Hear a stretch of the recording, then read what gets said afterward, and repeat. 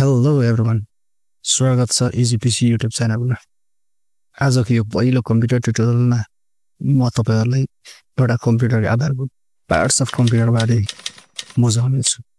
साथीहरु, यदि तपाई बिगिनर हुनुहुन्छ वा पहिलो पटक कम्प्युटर युज गर्नुहुन्छ भने यो भिडियो तपाईको लागि अति नै उपयोगी हुनेछ। त्यसैले साथीहरु अन्तिम सम्म हेर्दिनु होला। सबभन्दा पहिला हामी कम्प्युटर के हो त्यो बुझिराखौँ है त। कम्प्युटर एउटा इलेक्ट्रोनिक मेसिन हो, हामीलाई सबैलाई थाहा छ है, जसले के गर्छ त डेटा इनपुट प्रोसेस गरेर आउटपुट दिन्छ। सजिलो भाषामा भन्नु पर्यो भने कम्प्युटरले हाम्रो काम छिटो, सजिलो र सही ढंगले गर्न मद्दत गर्छ। अब एकछिनलाई यो इमेज हेरौँ है त साथी। यो इमेजमा हामीले यो ठुलो स्क्रिनलाई चाहिँ मोनिटर भन्छ है त। मोनिटरले के गर्छ भन्दा यसले हामीलाई अब आउटपुट दिन्छ, जसले टेक्स्ट, इमेज, भिडियो सबै हामीले यही देख्छौं। अर्को पार्ट हाम्रो यो बक्सा जस्तो भागहरु है त साथीहरु। यो बक्सा जस्तो भागलाई चाहिँ हामीले सीपीयू भन्छौं अथवा सेन्ट्रल प्रोसेसिङ युनिट भन्छौं है। सीपीयूलाई कम्प्युटरको ब्रेन पनि भन्छ।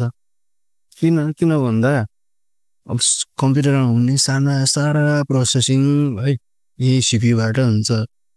अब अर्को पार्ट रहेको छ कीबोर्ड। यो पनि इम्पोर्टेन्ट पार्ट हो है। अब किन भन्दा यसले हामीले टाइप गर्न मद्दत गर्छ। अब कम्प्युटरमा इनपुट दिनु पर्यो भने हामीले कीबोर्ड युज गर्छौं। अब के लेख्नु पर्यो जस्तै लेटर्सहरु, नम्बर्स भयो, सिम्बल, कमान्ड सब कीबोर्डबाट टाइप गर्नुपर्छ। अर्को पार्ट रहेको छ माउस। माउसले कम्प्युटरमा पोइन्ट गर्न, कुनै कुरा सिलेक्ट गर्न, क्लिक गर्न अथवा ड्र्याग गर्नु पर्यो भने हेल्प गर्छ। यो पनि एउटा इनपुट डिभाइस हो है साथीहरु। अब अर्को रहेको छ हाम्रो स्पिकर। स्पिकरबाट हामी साउन्ड आउटपुट हुन्छ है। हामीले के सुन्नु पर्यो भने म्युजिक भयो, भिडियोबाट साउन्ड भयो, नोटिफिकेसन्सहरु भयो, एलर्ट्सहरु भयो, यो सब हामी स्पिकरबाट सुन्छौं। अब यो अर्को आउँछ हाम्रो पार्ट्स हेडफोन। हेडफोन अब यो पनि एउटा साउन्ड आउटपुट डिभाइस नै हो। अब यसले पनि साउन्ड आउटपुट दिन्छ। हामीले योबाट पनि आवाज नै सुन्ने। र यो केको लागि उपयोगी हुन्छ? हाम्रो प्राइभेट लिसनिङको लागि। अब हामीलाई प्राइभेटमा के सुन्नु छ है साथी, अथवा हामीलाई अरूलाई डिस्टर्ब नहोस् भनेर चाहिँ हामीलाई केही कुरा सुन्नु छ भने हामी यो हेडफोन युज गर्छौं। बुझ्नु भयो नि साथीहरु। अब अर्को हाम्रो छ माइक्रोफोन।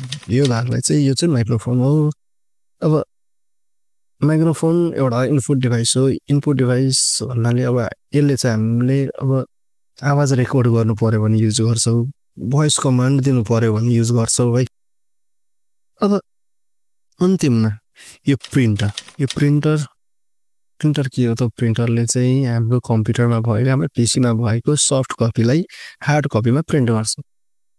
जस्तै अब असाइनमेन्ट्सहरु भयो, फोटोजहरु भयो, डकुमेन्ट्सहरु भयो, अरु टन्नै कागजातहरु है निकाल्नु पर्यो, प्रिन्ट गर्नु पर्यो भने हामीले के युज गर्छौं त?